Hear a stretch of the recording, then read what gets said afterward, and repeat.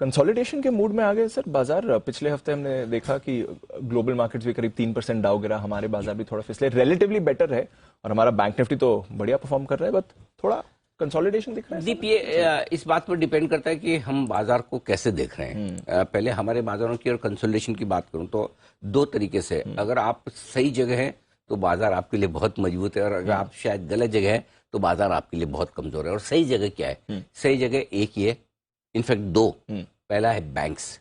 आप देखिए शुक्रवार के सेशन में भी बैंक्स ने इंट्राडे में और क्लोजिंग बेसिस दोनों पर लाइफ टाइम हाई बनाया है, लेकिन वो लाइफ टाइम हाई वाली फीलिंग निफ्टी में दूर दूर तक नहीं है, क्योंकि पिछला पूरा हफ्ता निफ्टी ने धीमे धीमे धीमे नीचे सरकने का काम किया है।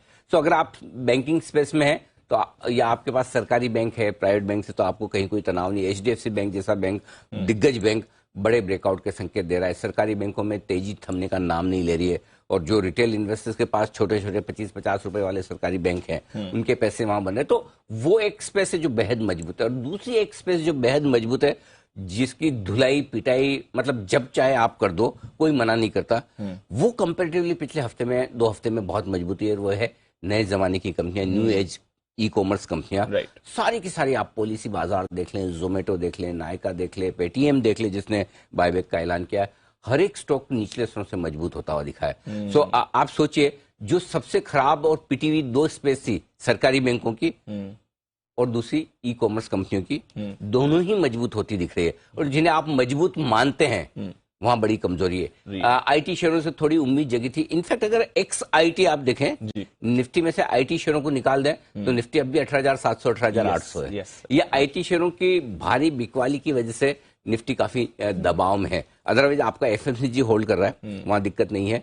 मेटल्स ग्लोबल मार्केट के साथ चलते हैं घटते हैं तो वो उन्हें एक अलग से छोड़ दीजिए। सीमेंट मजबूत है और माफ कीजिएगा, और कहीं ऐसी कोई खास समस्या नहीं है। रिलायंस आपका स्टेबल है। So I think TCS, Infosys, HCL, Wipro, tech Mahindra, अगर ये दिग्गज निफ्टी पर दबाव बनाएंगे तो थोड़ा सा निफ्टी के लिए परफॉर्म करना मुश्किल हो रहा है। और पिछले हफ्ते जो आपको एक दो अलग तरह के ट्रेंड दिखे कि एक और बैंक लाइफ टाइम पे लाइफ टाइम हाई बना रहे हैं, दूसरी ओर आपका निफ्टी नीचे की तरफ सरक रहा है, उसका कारण ही यही था। सो आई थिंक ओवरऑल हम ठीक हैं, बुरे नहीं है। अगर आप सही जगह हैं तो आप लाइफ हाई पे हैं, आप सही जगह नहीं है, अगर आपके पास आईटी मेटल वगैरह है, मेटल तो उतना खराब नहीं हुए, आईटी वगैरह या वो शेयर हैं तो थोड़ी सी मुश्किल वाली चीज है। तो आई थिंक ये थोड़ा टाइम पास करने वाला टाइम है, टाइम पास करने वाला टाइम है। थोड़ा कंसोलिडेशन है, एक तरफा तेजी होकर लाइफ टाइम हाई के आसपास रुक रहे हैं। अब आप दोनों तरह से देख सकते हैं। अगर आपका मन ये है तेजी का तो आप देखेंगे कि नहीं अभी तक तो कोई बिगड़ा नहीं है। मन मंदी का है तो नहीं चल नहीं रहा। हमारा फॉर्मूला सिंपल है दीप। जब आप नहीं थे तब भी मैं पिछले मंगलवार को जब मैंने शो की शुरुआत की तो मैंने एक ही चीज कही कि अगर 18,700 के नीचे बंद होता है तो अगर आप डे टू डे ट्रेडर और बीटीएसटी करते हैं, thank you very much, done. और अगर आप पोजिशनल ट्रेडर हैं, हफ्ते 2 हफ्ते के लिए ट्रेड कर रहे हैं, तो आपके लिए सिंपल फॉर्मूला ये है कि 18,500 के नीचे बंद होना चाहिए। और जो शुक्रवार को बंद हुआ मैं उसको 18,500 के नीचे नहीं मानता, 5 पॉइंट को हम गिनते नहीं है।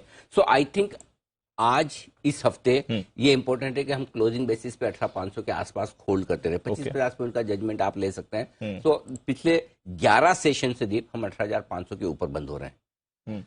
तो इसलिए 18,500 पोजिशनल ट्रेडर्स के लिए इंपॉर्टेंट होगा। अगर 1-2 दिन आप 18,500 के नीचे बंद होते तो आपको लॉन्ग पोजीशन थोड़ी सी हल्की करनी चाहिए।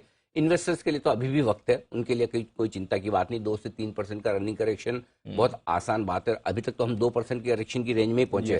18,887 का हाई बनाकर अगर 350 पॉइंट आप नीचे आते हैं तो मुश्किल से 2% का करेक्शन है। तो आई डोंट थिंक कोई चिंता की बात है।